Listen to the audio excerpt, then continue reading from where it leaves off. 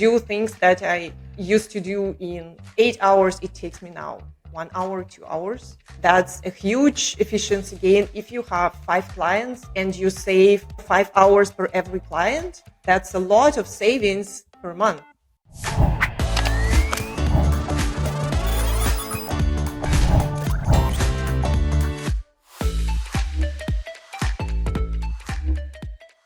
Hello and welcome to the Gross Profit Podcast. My name is James Kennedy. I'm the CEO and co-founder at procurementexpress.com. We take the hassle out of managing your company's spend without buying an ERP, but we are not here to talk about that today. Instead, I've got Anna Tiomina from Blend to Balance. I hope I got the pronunciation right. Anna, great. And Anna is someone who started off in finance and still has that finance expertise, but has found her world transformed by the world of AI. AI, as we know, is transforming everything around us. And Anna has developed a particular passion for it, which has led her on to a new career around helping finance teams through training to implement some of the latest opportunities for efficiency. And we're going to talk about all about that today. We're going to talk about how your finance team could be revolutionized by AI if you know how to do it. So Anna, you're very welcome to the show. Maybe you can kick us off by telling us something about you that your colleagues probably don't know. Okay, first of all, thanks for having me here. And there is one thing that I kind of mention from time to time, but most of my colleagues don't know, and I think they're lucky not to know. I like to do karaoke. Sometimes I invite my teams to join me. In the last couple of years, it's been mostly remote work, so I don't have this privilege of meeting with people who I work with. But if we ever get into the same city, I think they will not avoid hearing me.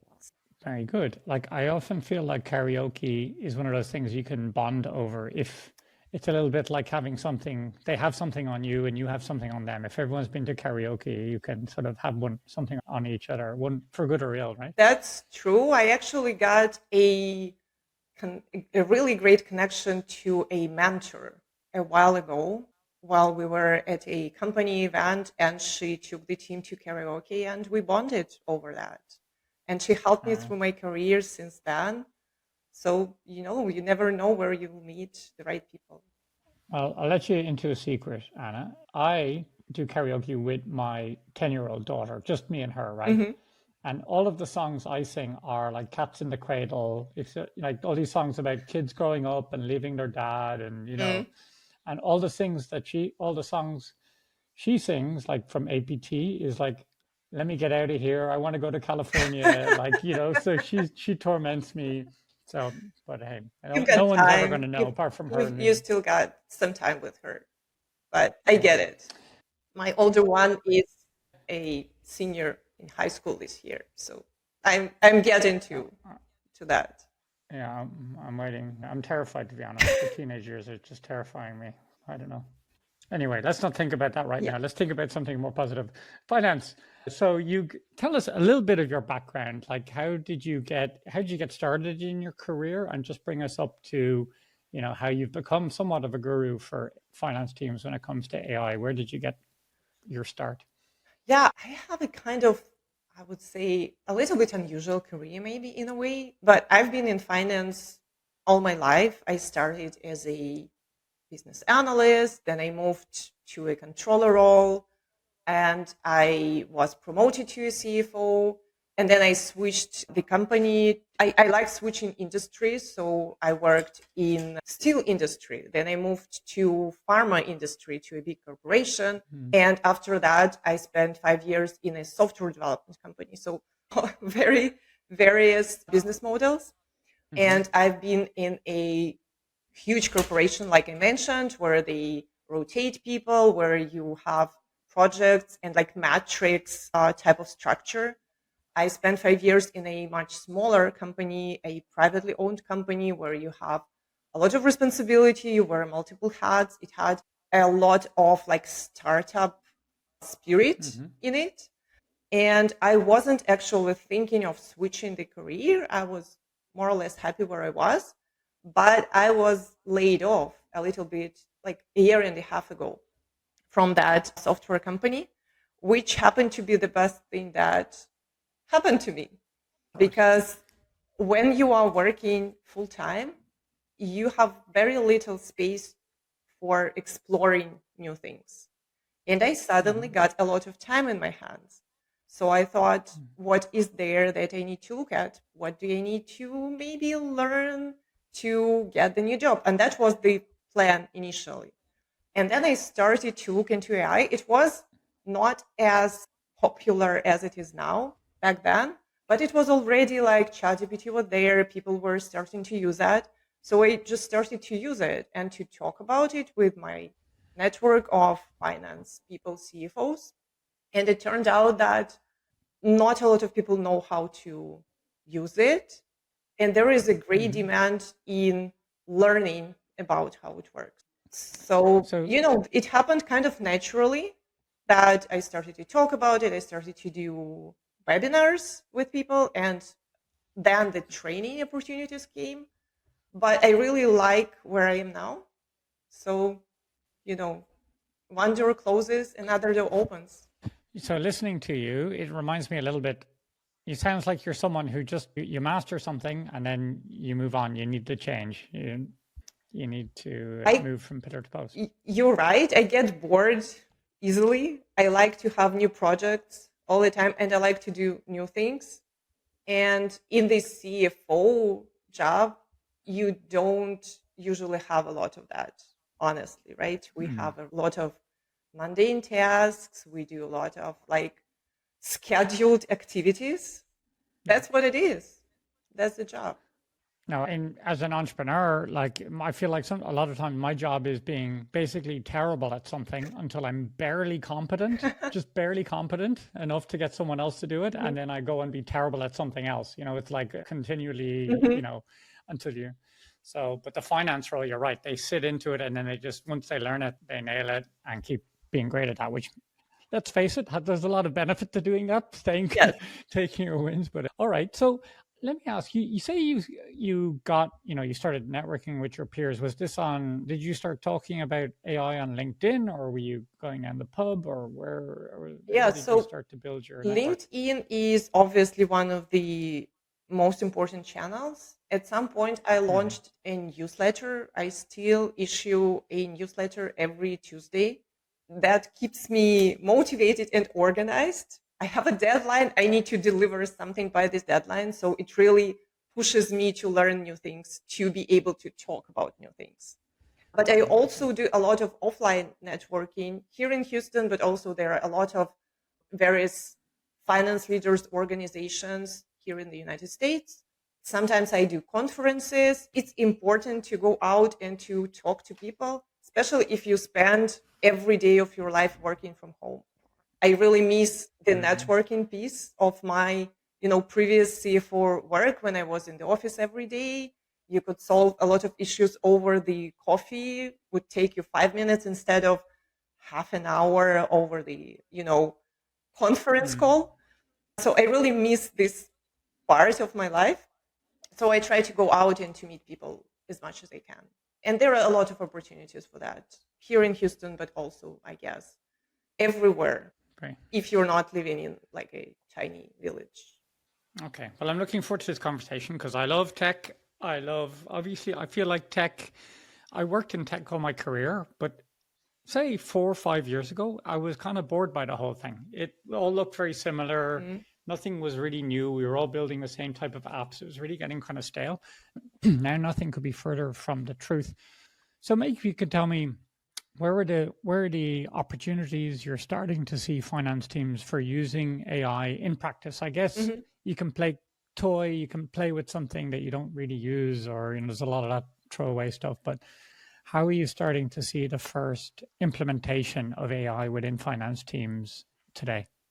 Well, like I don't think we're at the point when we start, and it's definitely not in the position of a toy anymore. I maybe like a year ago or 6 months ago could be the case. Now a lot of people get real benefits from that. I Mm, use it a lot. I get efficiency. for myself. Like I do things that I used to do in like 8 hours. It takes me now 1 hour, 2 hours. That's a huge efficiency gain. If you have 5 clients and you save, 5 hours per every client, that's a lot of savings per month, right? So this is like the Yeah, first yeah. thing that you get from AI.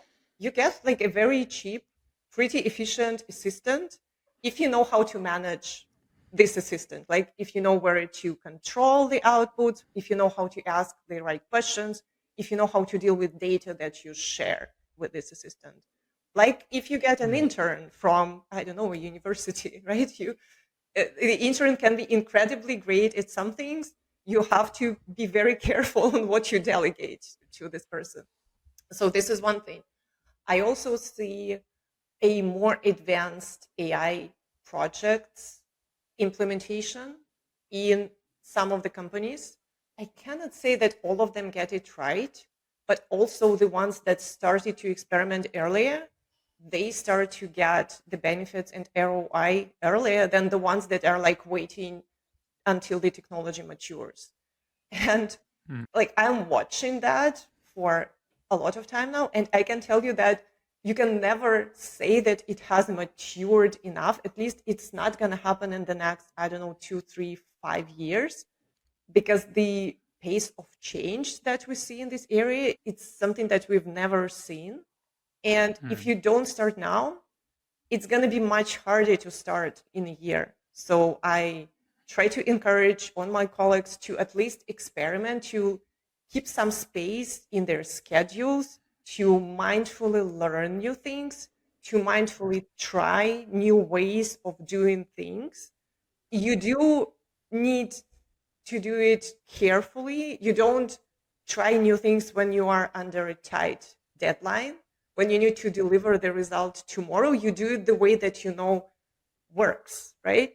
But it's also important to keep some time that you can dedicate to these experiments. And then the next time you do your task, you can do it differently and hopefully spend half as much time on this task as you used to do, right? So that's Oh, it's, like a learning curve, a lot of experimentation, but don't wait until everybody tells you that this is a like mature technology. It's not going to happen anytime soon. okay. Well, we'll talk about what to do with all this extra time we've created later on. And what I hear what you're saying is kind of like Google 20% time, I guess. They put calendar time in where you're gonna experiment a little bit. Mhm. So maybe that's the first step for people to take.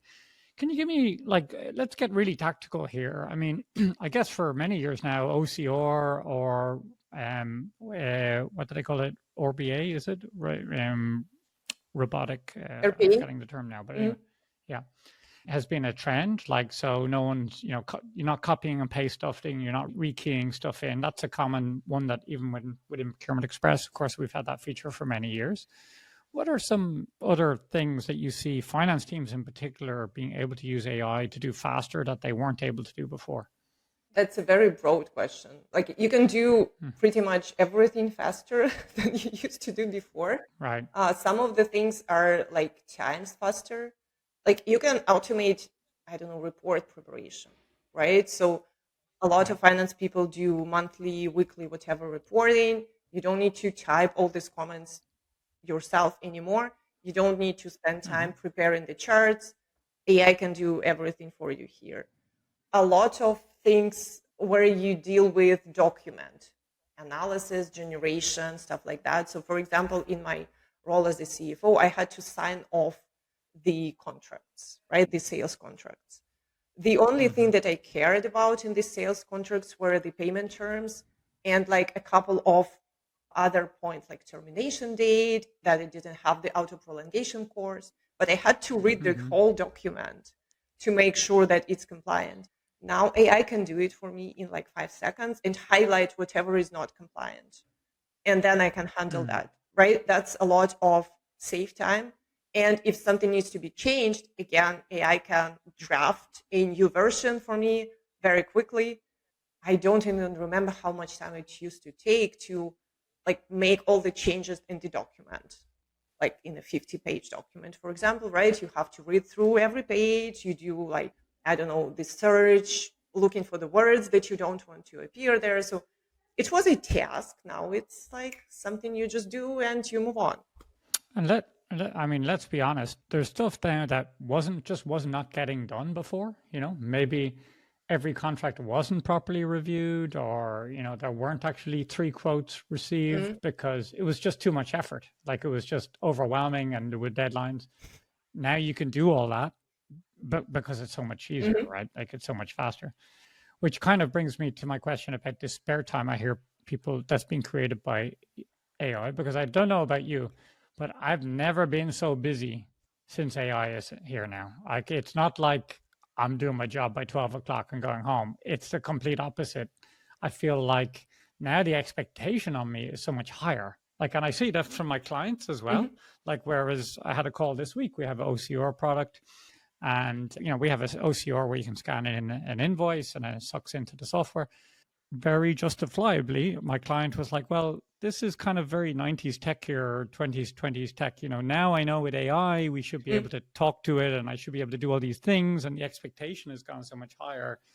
And even on the software side, if people ask, hey, your software should work this way, I can't. It used to be, well, that would take a team of engineers to do it. Now kind of everyone knows it's not as expensive as it was. So the expectations are gone up higher.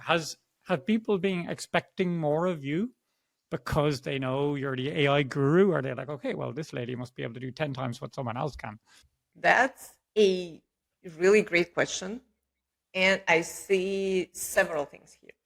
So one, in finance, it's probably not as much as in, let's say, software development. So in software development, everybody already knows that you should be using AI. You shouldn't be doing the coding yourself to some extent, right?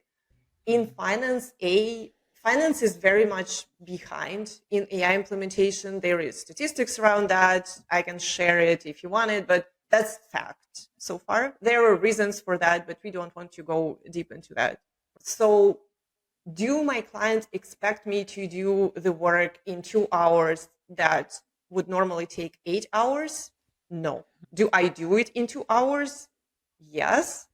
Do I charge them for 8 hours? Yes, I still do that. I know people like approach it differently. Sometimes I would pass the time savings to my client. Sometimes I would just keep it, because it's not possible to estimate how much time it's going to take, really. And job is done. They are happy with the result. I get paid. Everybody's happy. I am able to handle more clients now with AI than I used to be able before. And like I didn't have this business before, so it's hard to compare. But to be able to do the things that I'm doing now, like 5 years ago, I would need at least like a team of 2 other people full time to like draft the newsletter, to do the sales calls, to do the actual CFO work. So my productivity has increased. What I do with this time, it's up to me. I can basically drop a couple of clients and go and enjoy the beach if I want. Like, why not? But I think that finance is heading in the direction when these expectations will increase. For example, that's one of my favorite examples. When I started as a CFO, we had 2 budgeting cycles in the year. So you did a full year budget, and then you did the adjustment in the middle of the year. Nobody does it anymore. Like, if you are not adjusting quarterly, you are a lousy CFO. Many companies do full scale monthly adjustments because the world is so quick, things are changing so quickly. You really need to keep up. If you have a budget that was developed 6 months ago and it still works for you, I don't know, that's a super conservative industry, or you are a magician. So that's what's happening. So the expectation from finance people is to handle more data, right? Because we have more data, you have to handle more data, to have more frequent forecasting cycles. Yes, this is happening. Now, can you do it without AI? Yes. Will your boss come to you at some point and tell you? Like, probably your team is too big. This is what I heard in my previous, like my last full-time CFO role. My boss was always telling, do more with less. I can kill myself if I hear these words again. And use AI. Do more with less and use AI. How exactly? Nobody knew. And this is what pushed me to actually looking at AI when I got laid off. I thought maybe there was something I didn't know. And going forward, I think that the standards will change in the way that you will not be able to handle your job without using AI. Like the expectation would be that you are using it. And if you would be coming and saying, okay, I'm like fully occupied and don't have any capacity, they will say like, why? It shouldn't take that much time. So it will come, maybe not immediately, maybe like we have another year in finance. I don't know. Well, if we can make the case for why should people adopt it today, or at least look into it today, I mean, there's going to be naturally a period of time where there's an opportunity for real adding business value. You can still, you know, deliver 8 hours of value in 2 hours of work, allow you to take on more clients, and obviously that's fantastic for your business. That's going to change over time as everyone starts doing that and the invisible hand of the market starts to interfere. Eventually, you know, there's going to be whatever 2-3 years of this opportunity time, if you like.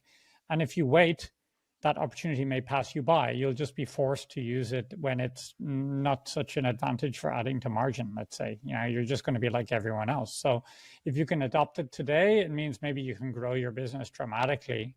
But this opportunity won't be around forever. It's going to be, eventually the market's going to sort it out. Everyone's going to compete down to the same 2 hour hourly window where, you know, Yep. it can be done, and that's going to be it. So I can see that makes sense.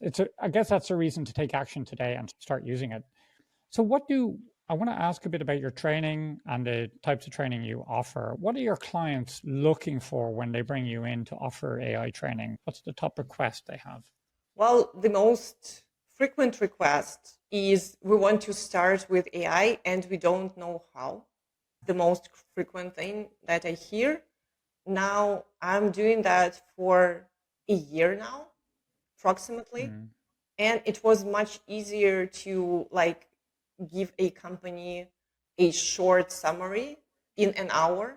Now it's Mm-hmm. very challenging to say like what AI can do within an Mm-hmm. hour. Like it's so many things. And when I'm doing this training to a company, I'm trying to adjust it to this exact company needs. And then there is a lot of research that I do before, and I discover really great use cases that, let's say, their competitors have implemented, right? So this is like the first thing that I hear. Second thing, so the AI implementation as a process has become much more complex than, again, it used to be. So a year ago, you could put together a policy like 3 bullet points, right? Don't use it on sensitive data. Be careful with the outputs. I don't know, like check whatever you get from there, right? Something like that. Now, the regulation in AI is something that you need to think about. If you are a European company, it's one thing. If you are a US company, there is no federal, but still the state specific regulation. So you need to go very deep into what exactly you need to comply with when you use AI in your work, right? So implementation process became more complex. Mm-hmm. And I also teach companies how to approach the implementation in the way that, you know, helps them start quickly, but also don't put them in danger of, I don't know, getting some results that, you know, will impact whatever. Like if you send a wrong report to the investor, it has impact on your relationship with the investor. So I teach them how to responsibly use AI, how to minimize the risks associated with this use, how to also handle team readiness, process readiness, data readiness aspects, of which I Mm-hmm. would say the team readiness is the most important. So, you know, sometimes it's Okay. gonna sometimes it is a deep training, sometimes it's very high level and very short. And then the company, takes some time to think, and they sometimes come back and we do a more deep, deep dive into their processes, and then I help them with the implementation. Okay. So you mentioned a few things I'd like to ask you about. You mentioned, I guess confidentiality of data. I mean, so what data, I mean, is it okay? Are there particular models that you would use over another one? Would you have are there some models more secure or less? Do people need to host their own infrastructure? What's your advice around what they do? So let's start with the basics. Don't use Yeah. free access to, I don't know, Right. like ChatGPT, Claude, whatever. Don't use free versions of this software for your business like use cases. Do not Right. ever do that. Whatever business case is that, it's not a huge cost to buy a corporate access to an LLM. Now, I use two most extensively. I use ChatGPT and I use Claude because I'm not in a corporate environment. In corporations, people have a lot of Copilot, Microsoft Copilot, right? All three of them have a little bit different approach to data security. In ChatGPT, even if you are on a paid plan, you need to switch off the data sharing. Like you have to do it proactively. It is on default. You have to go to the settings and switch it off, right? And this is what I do, and this is what I teach as a first step to my clients. But then after that, what I see is that companies have very different approaches to what can be used with AI, what cannot be. Sometimes they would go as far as having a model that is hosted on their premises, right? Sometimes they're okay with an enterprise version of ChatGPT. It really depends on a lot of factors, including location, right? The industry where you are, if you are in, I don't know, healthcare, medicine, whatever, like if you're dealing with patient data, you have to be more careful about that, etc., etc. And so far, I cannot say that there is a standard that you have to comply with. Okay. There is Okay. So you some got it. movement in that direction, but it's also the company leadership team getting together and saying, okay, do we want to be more risk averse? Do we want to be more conservative? Or are we okay with, allowing AI do something for us, even if it has some risks? Well, it's tricky, I guess. Potentially, if I put in corporate information after the next training run, someone asks about Procurement Express and say, "Tell me what you know about Procurement Express," and it says, "Well, in 2023, this was their balance sheet and this was their income statement." It could give it all away, right? It could, you just can't control. You've given up control at that stage if you put it in.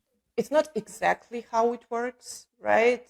But potentially, yes, it could. It could give this information. Like if you train the model based on your information, it doesn't mean that it remembers this exact balance sheet. The way they work is that they give the most higher probability answer to your question, right? If it was one case of sharing some information, there is very low probability information, so it's going to be stored somewhere very far in the database, but it can happen, right? And this is why I don't recommend using free. And other than that, if you read the customer agreement, it will say that it doesn't use your data to train the model if you do it right. You can trust it, you can not trust it. Let me ask about hallucinations, because 2 plus 2 is 4, and your accounting system will always give you that answer. Not necessarily so. I think we've all come across stages where it's almost worse. It's almost insidious. It looks correct. It's certainly often extremely confident, and then as soon as you call it out, it immediately says, "Oh, you're totally right." It totally turns on a dime with no sense of shame or embarrassment about it at all. So How do you guard against hallucinations in your work? What's your recommendation to people? So, first of all, there are things, especially in finance, where you use rule-based processes, not AI processes. If you need to calculate taxes, don't use AI for that. You need a formula, you need an Excel spreadsheet, you need an like accounting system for that, right? The difference between AI and rule-based system is that in the rule-based system, you have the same answer to the same question every time you ask the same question. In AI, you can have two different answers to the same question, even it is a math based question, right? So I can upload the financials and I can ask what was my margin, and you will get three different answers to what is your margin, right? Because it can be like gross margin, it can be net margin, it could be this period, it could be that period, and it will not ask you what exactly you mean. It will say, oh, your margin is 5%. Yeah. Nice. Like just you need to define the use cases that are good for AI and that are not good for AI. And if you are designing an automation, please keep the processes that need exact calculations out of AI. AI is not designed to do the calculations. Now, if you have been working, like you are managing people, right? And you have been doing that for a long time. So when you hire someone new and someone fresh, you know how to double check what they gave you, right? I've done that all my life. So I have a business analyst, I have a controller, I have an accountant. They bring something to me. I have to sign it off. Do I recalculate everything they have? No, but I have my ways to check if things are right. Auditors know how to do that. They do like simple balance sheet matches, right? Liabilities plus equity matches assets. Yes.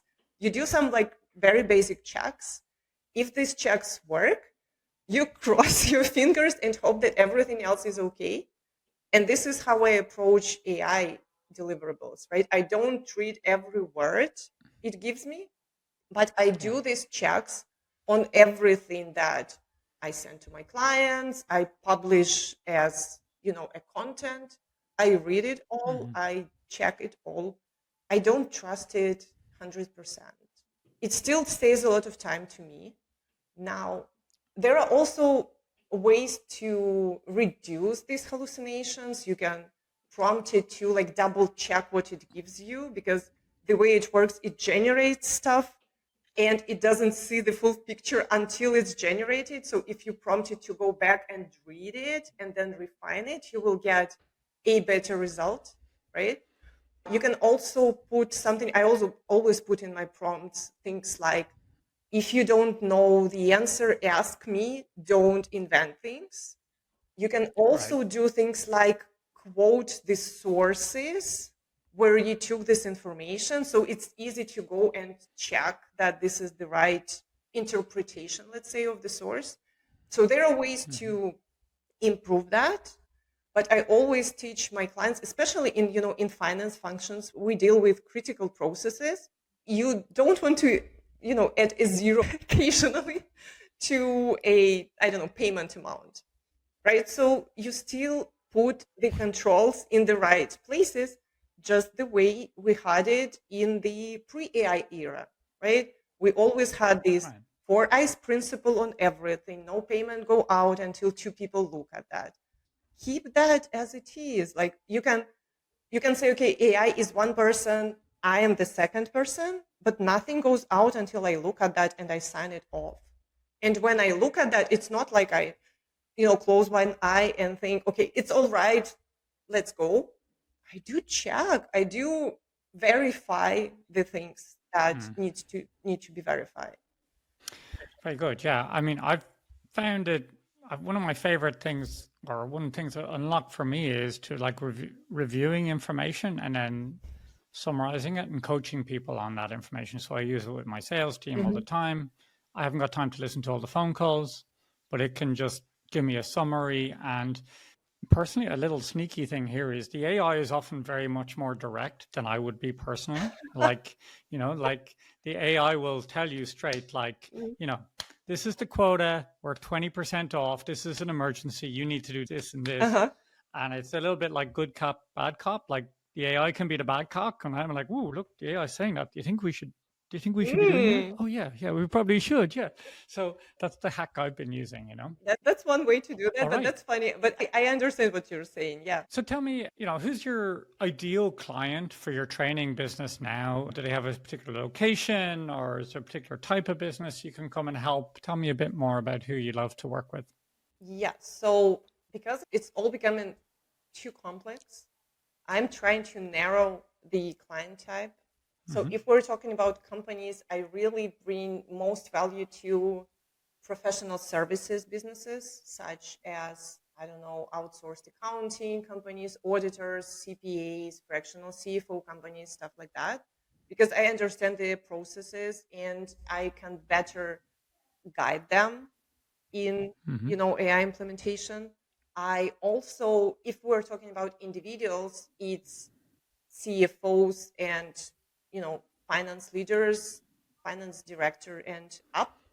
The company size doesn't really matter. I can match both the corporate kind of Mm-hmm. people and more SMB style of people, but it's better if they're put in different groups because the way the technology works now, it's different, right? And now we have Google companies and Microsoft companies, and when you're teaching AI, it makes the difference.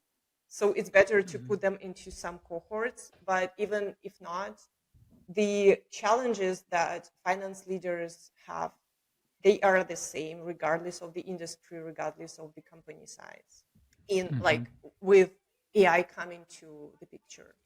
I'm starting a course for CFOs, like AI for CFOs, in mid-September.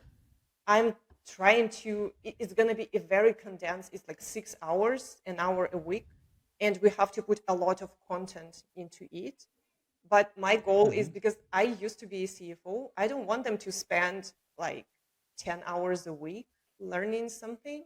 I really want to Mm-hmm. bring them the most valuable information in a very condensed manner. And if they want to dig Mm-hmm. deeper, they always have the sources. They can watch the, I don't know, YouTube, etc., etc. But this space is so noisy. It takes a lot of effort even to find Sure. the sources that you trust and to find the information that is worth being looked at. Well, it's good. I guess that's what you bring is someone with the experience of sitting in that role. So there's lots of my feed is full of marketers who are reinterpreting things, but it's actually hard to find a subject matter expert who comes from that field, which is something you have an advantage in. People can reach out to you at blendtobalance.com, or Yes. how can they get on your Yeah. Yeah. newsletter? So the easiest way to reach out to me is through LinkedIn. I have it on my phone. Hmm. If you message me, I'll respond. I mostly accept all connection requests. You It- can accepted mine, so I can Unless see it. it's Yeah. something really salesy, and of course, you and I, we all have that. So LinkedIn is the place where you can see my content.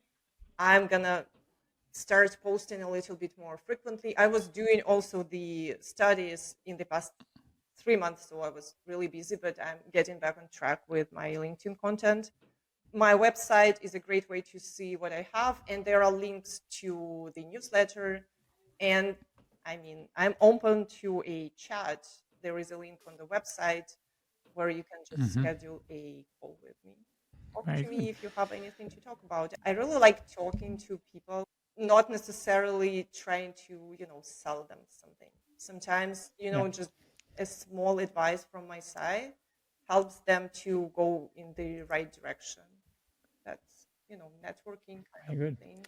Well, thank you very much for coming today. And thank you, dear listener, for getting this deep into the podcast. Anna, I like to reward people who've come all the way, 40 odd minutes deep into the podcast. I don't want them to go away with nothing. So, what I've got for them today is a way. Did you know there is a way that you can keep bang up to date with the latest trends in the mistakes that finance teams that are making that can end them in hot water?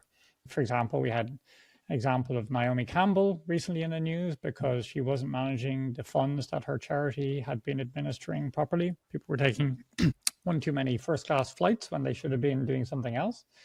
And actually, there's dozens of different ways that finance teams can end up in hot water if they're not aware of the latest trends, everything from phishing to internal embezzlement to best practices. And what we do is we report on these events weekly in our newsletter at procurementexpress.com/newsletter. If you sign up, it means that you'll know what's happening and you won't get caught out. So I recommend that you read our newsletter, not feature in it. And that's what I'm recommending you can do today. So, dear listener, you can get on the newsletter at procurementexpress.com/newsletter. On top of that, you also get the latest news about the upcoming podcast with great guests just like Anna. And if that wasn't enough, you also get invites to exclusive online networking mastermind events that we run regularly for people who are in grant funding organizations, fractional CFOs, education, finance teams, and a range of other specific mastermind groups for particular industries. So if you're in any of those, I recommend you sign up today. Thank you very much. And thank you, Anna, for coming along. It's been a great conversation. Thanks for having me. I enjoyed it.